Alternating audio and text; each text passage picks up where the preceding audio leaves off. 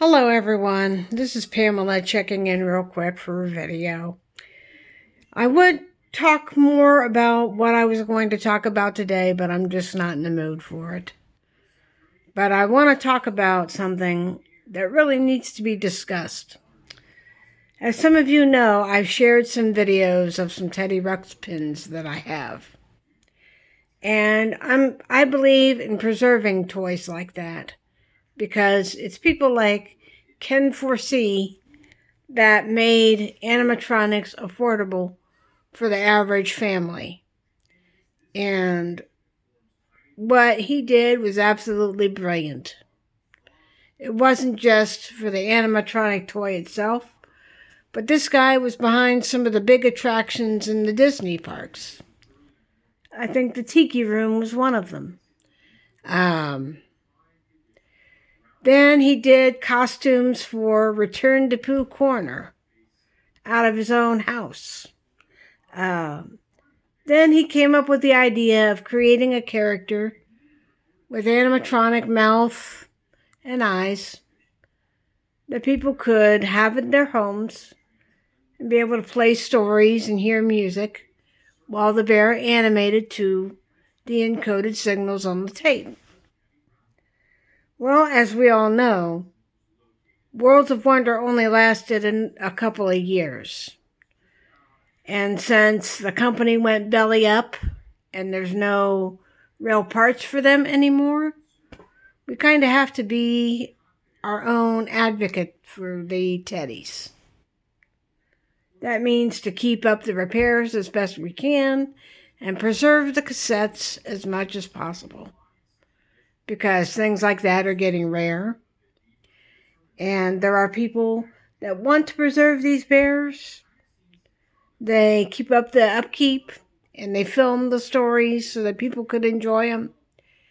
But then there are those that buy these bears, some of them in perfect working order, only to destroy them for YouTube views. That to me spits in the face of Ken Foresee and those who worked on those tapes. That includes Russi Taylor, by the way. A lot of people know her as Minnie Mouse, but she was also Leota the Wood Sprite. So, yeah. Teddy Ruxpin, to me, was a great invention. There was a design flaw in Teddy. Whether it was how the tape deck was designed, or the fact that many belts would often break or snap. We don't know. But still, the idea of having an animatronic toy like that in 1985, that was something pretty massive. And let me remind you people that this Elliot made the front page of the Times. It was big news back then. But nowadays, there are some people out there that buy these bears only to destroy them for views, or throw them around for views, or make those stupid Five Nights at Freddy's videos. Well, you know, I have gotten into a bit of an argument with some of them in the fandom, where they like to take the tapes, the animagic tapes that have the stories and the encoding, and make it look like the actual bear was eating the tape and not the tape deck eating the tape. Or they show one bear being thrown around in the video, and they put some stupid music over it. To me, that is a spit in the face to Ken Foresee and Phil Barron and all the people who worked hard on those tapes. And as I've said, if you find tapes in the box that have never been opened or slightly used, those are getting more and more rare every year. You're lucky to be able to find a mint copy of Love Songs, or the Summertime tape, or even the Christmas tape. So, yeah, I believe in preserving great toys like that.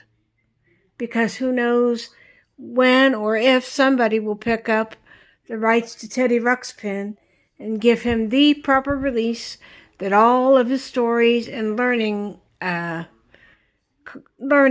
programs should be re-released and shared with future generations. People from the very young have had this toy, and to the very old that have had this toy. I once knew a blind lady that had one. So, yeah.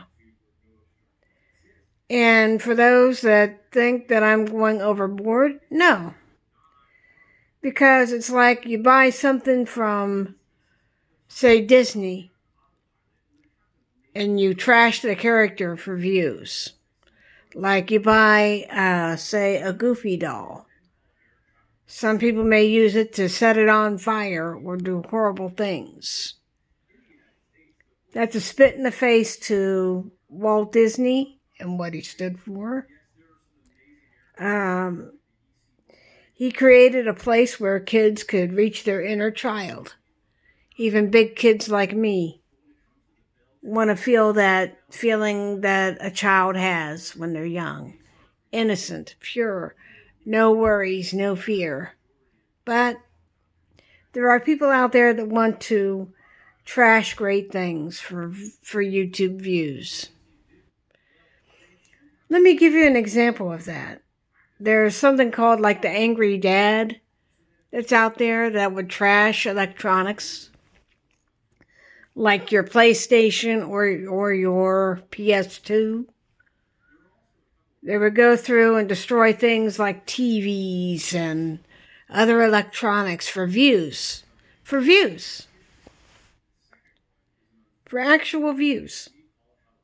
And it's heartbreaking. It's disgusting. And it's very disheartening. Why spend money on hard-earned electronics when you're just going to end up trashing them? It's malarkey. It's BS. Let me spell it out for you. You know, you spend good money on a game system or some other electronic device that kids love and enjoy, and they wound up trashing the device for views. Like I saw a father take one of those electronic devices, take it out to his driveway, set it back behind the truck, behind one of the wheels of the truck, and you know where I'm going with this. The kid watched his father run his truck over and back again on the kid's game system for views. I don't know if it was an actual punishment, but it's out there on YouTube. You could find it. I'm not going to look for it for you. And I've seen videos of the Angry Dad where the kid would throw a fit and destroy the projection TV for views. And I've practically said, you ought to cool this stuff, man, because channels are being pulled down because of this. They don't even allow prank videos anymore because too many people have been swatted and too many people have, gotten killed due to such pranks. And the reason why I get so mad about seeing things like Teddy Ruxpin destroyed, I've seen people do some really disgusting things to those animatronic toys that look like real dogs, that can bark like a real dog, move its head like a real dog. Only somebody had bought one only to trash it while it was making the animal sounds that a real dog would make. Whining and all kinds of different noises. My mom was like, "What the hell is that?" And I said, "Somebody destroying a piece of electronics that kids would play with." There was a toy company that made animatronic dogs that look like real dogs and you could pet it like a real dog. And she says they're destroying it. And I'm like, yeah, pretty sick, isn't it? And she says, yeah. And I said, I thought about buying one to have, but I never did. Because every time I would look at that, I would be thinking, who else is destroying one of these? It isn't fair. It isn't right. And things like for real pets are good for those that can't have real pets, whether they live in an apartment or they're allergic or they don't want to deal with the mess of having a real dog. But yet there are morons out there that destroy great things like this for YouTube views. And I don't think YouTube should be giving platforms to people who destroy electronics for views. You know, and let's talk about those restoration channels. You know, some of these overseas restoration channels that supposedly find an old car and quote unquote restore the damn thing. But you know, a lot of that stuff is planted and set up to make it look like it was found abandoned and full of garbage and trash. Those are the kind of channels that really need to be looked into. You know, don't do a restoration video unless you actually mean to restore something. You know, because there are people, there are actual reputable people that do YouTube to help their business in restoring old electronics, like old flat screens and VCRs and gaming systems, that kind of shit. But when you see YouTubers faking restorations or trashing electronics for views, something's got to be very wrong. You know, maybe it's because my dad was a techie nerd. We had Ataris. We had an Odyssey. We had the very first PlayStation. And the first Nintendo system, PlayStation, Sega Genesis. You name it, we had it. But we didn't destroy it for views. We put through those toys through a lot of hard play.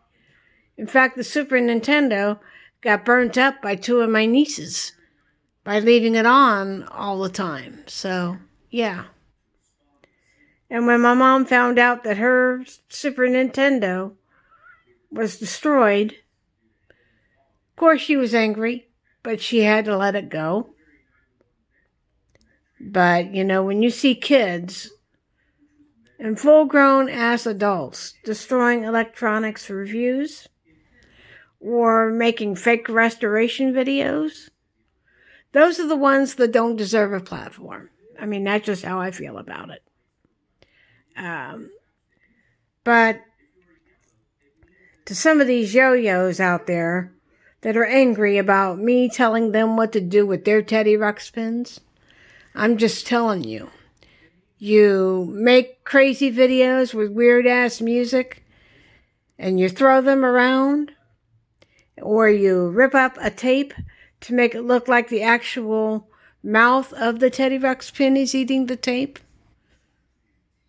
then you're spitting in the memory of Ken 4C, and you're messing with the memory of Phil Barron and Russie Taylor and all who worked on those tapes. Because to me, Teddy Ruxpin is a pretty ingenious toy because it could read the story to a person, and in the later books, it helps the child learn to actually read a whole book. So, I'll talk to you later. I got a call. Bye.